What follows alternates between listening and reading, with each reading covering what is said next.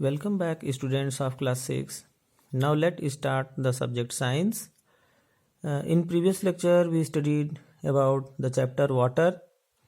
So, continue this chapter. In second lecture, we start from the sources of water. ठीक है, इसमें देखेंगे कि वाटर के सोर्सेज कहाँ से हैं, मतलब कहाँ से वाटर हमको मिलता है, कहाँ से. नाउ फर्स्ट है rain water. Rain water is the purest form of natural water because it is usually free from any impurity. जो रेन वाटर होता है वो एक नेचुरल वाटर है, ठीक है, प्योरेस्ट फॉर्म बिकॉज इट कोई भी इम्प्योरिटी इसमें नहीं होती है. तो ये जो रेन वाटर है ये after first and second rain के बाद, लगभग 1-2 बारिश के बाद ये रेन वाटर फिर प्योर होता है. But the first shower while coming down to earth, जो मैंने बताया वही लिखा हुआ है कि जो फर्स्ट शॉवर है while coming down to earth collect dust particle, ठीक है ना, उसमें डस्ट पार्टिकल होते हैं, जर्म्स, बैक्टीरिया एंड कुछ पॉल्यूशन होता है उसका एटमॉस्फेयर में, जो हार्मफुल गैसेज होती हैं उससे रिएक्ट करके एसिड बना लेता है जिससे एसिड रेन होता है. तो लगभग 1-2 बारिश के बाद जो रेन वाटर होता है वो फ्रेश होता है, प्योर होता है. सेकेंड पॉइंट है surface of water. Surface water is present on the surface of the earth. It is of the following types. जैसे कि अर्थ के सरफेस पे जो वाटर होता है, जैसे कि रिवर है, लेक वाटर है, ये सरफेस वाटर है. सी वाटर है. Now see river water. The water in rivers and lakes comes from rain and melting of snow of the mountain. Mountain से जो स्नो मेल्ट होता है तो वो पिघल करके रिवर के द्वारा आता है पानी. तो water flows down the mountain. Water mountain से फ्लो करता हुआ नीचे की तरफ आता है और फिर रिवर में चला आता है. तो on its way it dissolve some soluble salts and carries suspended impurities. उसमें कुछ साल्ट्स और इम्प्योरिटीज भी मिल जाते हैं. It contains harmful materials. कुछ हार्मफुल मटेरियल्स भी रिवर्स में पाए जाते हैं, जो कि कुछ सीवेज फैक्ट्रीज, ठीक है. तो ये सब वाटर सिटीज़ के जो ड्रेनेज होते हैं वो सब रिवर में डाल दिए जाते हैं, जिससे कि जो रिवर का जो वाटर है वो पॉल्यूटेड हो जाता है. तो इसलिए हम उसको डायरेक्टली यूज़ नहीं कर सकते हैं. Sometimes river water also contain germs and can cause diseases. तो इस तरह से वो वाटर डिजीज कॉज कर सकता है, जैसे कि जॉन्डिस, कोलेरा, टाइफाइड, ठीक है. तो these diseases are called water borne diseases.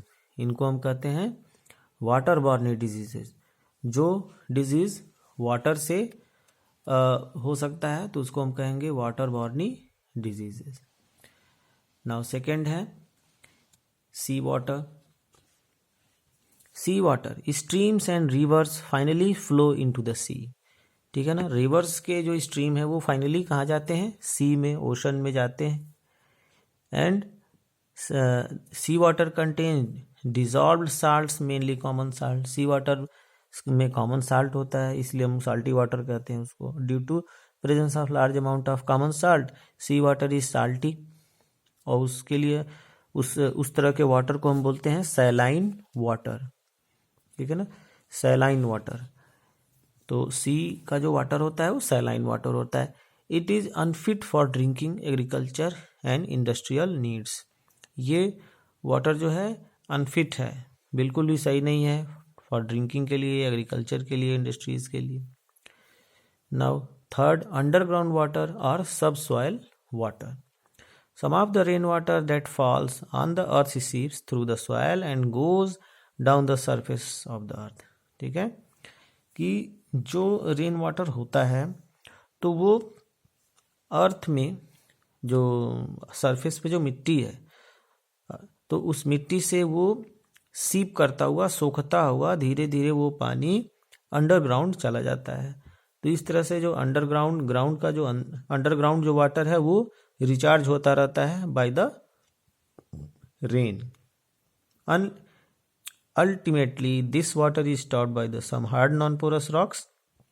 और नीचे जो है ग्राउंड में कुछ सबसे नीचे जो हॉरिजॉन डी होता है या सी होता है उसमें रॉक्स होते हैं, तो वहाँ पर फिर पानी वो धीरे धीरे कलेक्ट होता रहता है। The water present below the earth surface is called ground water, ठीक है ना। अर्थ सरफेस के अंदर जो ग्राउंड के नीचे जो वाटर पाया जाता है उसको हम कहते हैं ग्राउंड वाटर और अंडरग्राउंड वाटर कहते हैं, ठीक है ना। ग्राउंड वाटर और underground water. The level of ground water is called water table, ठीक है ना। ग्राउंड वाटर के लेवल को हम बोलते हैं water table. Now see this figure, rain cloud, raining हो रही है और ये सॉइल का जो ऊपर का फर्स्ट लेयर और फिर अंडरग्राउंड वाटर और फिर नॉन पोरस रॉक्स, तो ये रॉक्स के ऊपर ये वाटर कलेक्ट हो गया है, ठीक है। तो इस तरह से सॉइल में ये रेन वाटर सीप करता हुआ, सोखता हुआ ये पानी अंदर जाता रहता है और इसी अंडरग्राउंड वाटर को फिर हम निकाल के यूज भी करते रहते हैं। Ground water is pumped out by the digging wells से, कुएं से हम निकाल सकते हैं ये वाटर, ठीक है। फिर ट्यूबवेल से, हैंडपम्प से, तो कई सारे इक्विपमेंट से हम ये वाटर निकाल के यूज़ करते हैं। This ground water use for house hold, और ये घरों में, एग्रीकल्चर में, इंडस्ट्रियल पर्पस के लिए हर जगह ये वाटर यूज होता है। At some places water comes out from the ground in the form of springs due to high pressure inside, तो it is called spring water, ठीक है ना। बहुत सारे प्लेसेस पे ये ग्राउंड का जो वाटर है अंडर हाई प्रेशर के कारण वो वाटर थोड़ा ऊपर चला आता है, तो इस तरह से इसको हम कहते हैं spring water. Water of springs and wells is filtered through different, इस वाटर को हम फिल्टर करके यूज़ करते हैं ड्रिंकिंग के लिए। Different layers of the soil, so there are no suspended impurities in it, और इस तरह से इसमें कोई इम्प्योरिटीज नहीं रहती है और ड्रिंकिंग के लिए सेफ होता है। Now see the figure 14.4, by the figure you properly understand that, ठीक है। ये ट्यूबवेल्स हैं और यहाँ पे पावर बाय ट्यूबवेल्स, यहाँ से ये वाटर, ग्राउंड वाटर आराम से यूज़ कर सकते हैं निकाल के, ठीक है। So I think you better understand. So today, thanks for watch the video. We will meet in next lecture.